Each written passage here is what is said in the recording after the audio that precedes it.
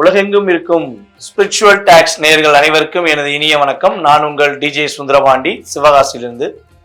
நேயர்களே, தற்போது நம்ம பார்க்க போற விஷயம் என்னன்னு பார்த்தீங்கன்னா, 2025ஆம் ஆண்டு ஜூலை மாதத்தில் உங்களுடைய ராசிக்கான பலன்களை பற்றி பார்க்க போறோம்.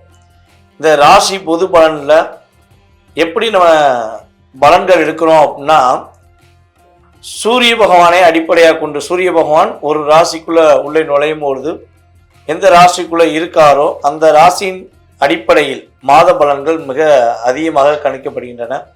ஸோ அப்படி பார்க்கும்பொழுது ஒவ்வொரு கோச்சார கிரகங்களும் அமைந்திருக்கும் இடத்தை வைத்து உங்களுடைய வாழ்க்கையில ஏற்படுகின்ற மாற்றங்கள் என்பதை நம்ம மாத பலன்களாக பொது பலன்களாக கணிச்சிட்டு வரோம்.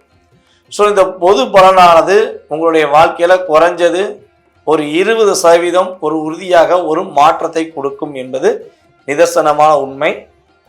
ஏன்னா நம்ம பார்த்தீங்கன்னா கிட்டத்தட்ட பல பதிவுகள் போட்டுக்கிட்டு இருக்கோம், மாத பலன்கள் போட்டுக்கிட்டு இருக்கோம். அதே போல் கடந்த காலங்களில் நடந்த இப்போ ரீசெண்டாக நடந்த சனி பயிற்சி, அதே போல் குரு பயிற்சி, ராகு பயிற்சி, இந்த பயிற்சிகள் மூலமாக உங்களுக்கு ஏற்படுகின்ற மாற்றங்கள் என்ற செயல்பாடுகளை நம்ம உங்களுக்கு தெளிவாக சொல்லியிருக்கோம். இந்த மாத பலன்களில் பார்த்தீங்கன்னா உங்களுடைய வாழ்க்கையில் இந்த ஜூலை மாதத்தில் ஏற்படுகின்ற நன்மைகள், நீங்கள் கவனமாக இருக்க வேண்டிய விஷயங்கள் என்பதை பற்றி பேச போகிறோம். வாங்க வீடியோக்குள்ளே போகலாம்.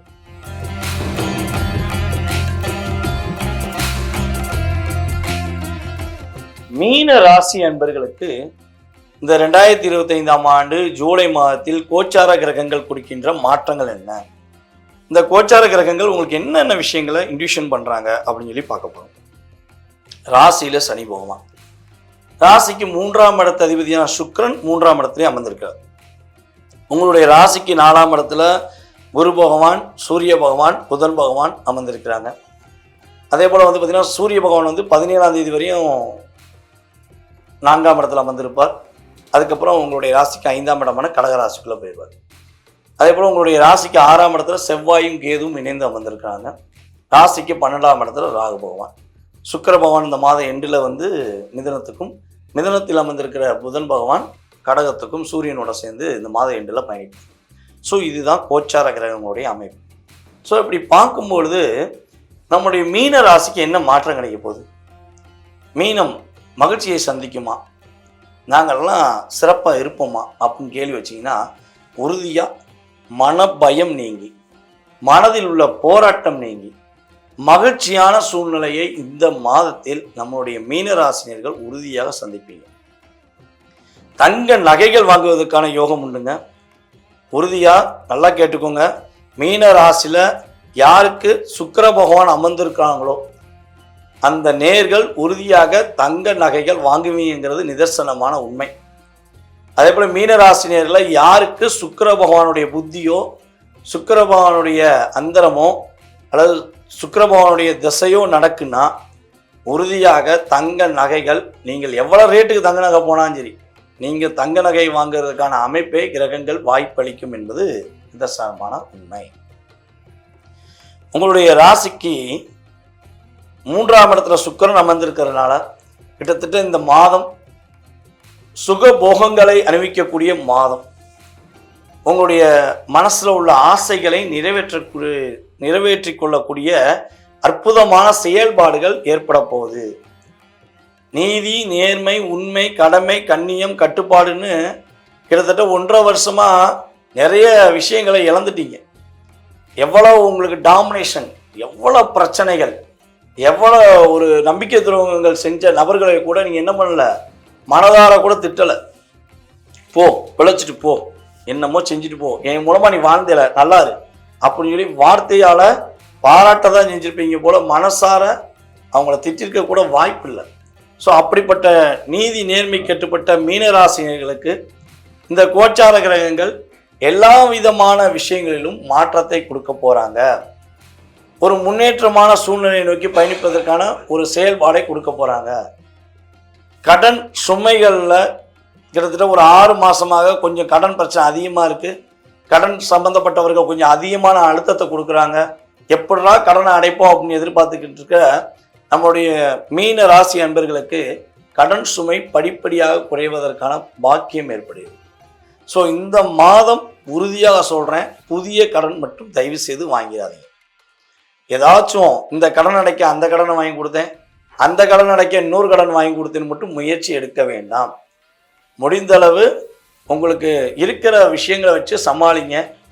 கிரகங்கள் அதற்கான உதவிகளை செய்வாங்க. சில வழிபாடுகள் சொல்கிறேன், அதை ஃபாலோ பண்ணுங்கள். உணர்ச்சிப்பட்டு ஒரு கடன் அடைக்க இன்னொரு கடன் மட்டும் மீனராசி என்பவர்கள் இந்த மாதம் வாங்குவதை தவிர்த்து கொள்வது நல்லது. உங்களுடைய தாய்மாமா இருக்காங்கன்னா அவங்கள வண்டி வாகனங்களை போகும்போது கவனமாக போக சொல்லுங்கள்.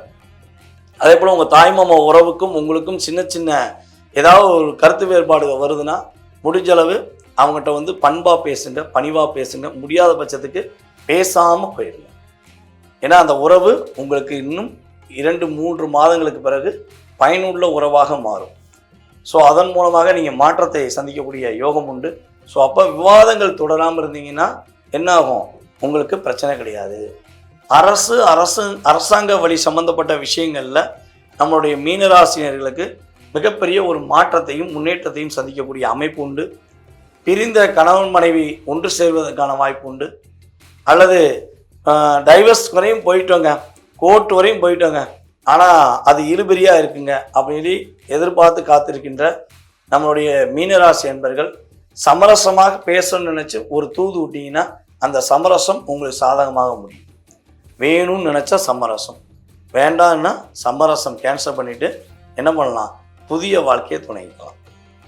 ஆனால் முடிஞ்சளவு சமரசத்துக்கு முயற்சி பண்ணுறதுக்கான வாய்ப்பு என்னையை பொறுத்தளவு இருக்குங்கிறதான் சொல்ல முடியும். ஓகேவா? ஸோ அதே போல் உங்களுடைய ரகசியங்கள் இந்த மாதம் உறுதியாக பாதுகாக்கப்பட வேண்டும். எந்த விஷயத்தையும் வெளிப்படையாக சொல்ல வேண்டாம். நிதானமாக செயல்படுங்க. வெற்றிகள் அதிகமாக இருக்குது. புதிய பதவி உயர்வு கிடைக்க போகுது, புதிய பொறுப்புகள் கிடைக்க போகுது.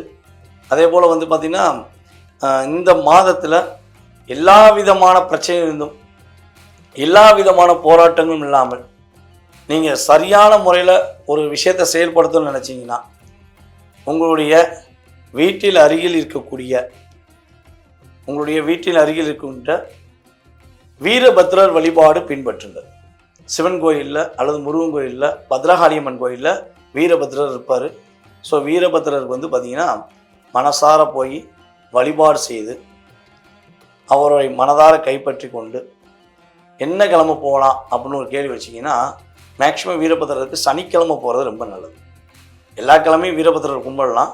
நம்முடைய மீனராசிக்காரங்க சனிக்கிழமை போய் வழிபாடு செஞ்சிங்கன்னா சங்கடங்களை நீக்கி, கஷ்டங்களை நீக்கி, சனி பகவான் ராசியில் அமர்ந்திருக்க செயல்பாடு மூலமாக எதிர்மறையான விஷயங்களை நீக்கி வெற்றி பெறுவதற்கான வாய்ப்பு, முன்னேற்றம் அடைவதற்கான வாய்ப்பை கிரகங்கள் இறை வழிபாடு மூலமாக முழுமையாக கொடுக்கும் என்பதை நிதர்சனமாக கூறிக்கொள்கிறேன். தற்போது வரை ஜூலை மாத பொது பலன்களை நீங்கள் பார்த்தீங்க. ரொம்ப பொறுமையாக பார்த்ததுக்கு மிக்க நன்றி.